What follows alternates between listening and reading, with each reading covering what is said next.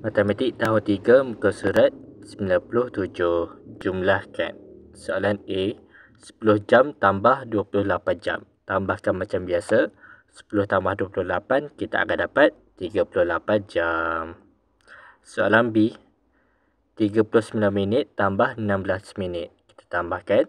Kita akan dapat 55 minit. Soalan C. 5 saat tambah 14 saat tambah 30 saat. Kita tambahkan semuanya, kita akan dapat 49 saat. Soalan D. 36 minit 29 saat tambah 7 minit 18 saat. Kita tambahkan macam biasa, kita akan dapat 43 minit 47 saat. Soalan E. 3 jam 26 minit tambah 5 jam 45 minit. Kita tambahkan macam biasa, kita akan dapat 8 jam 71 minit. Dan dekat sini kita boleh nampak 71 minit. Dalam sistem jam tak ada 71 minit. Yang paling last adalah 60 minit. Jadi, kita perlu tolak 60 minit.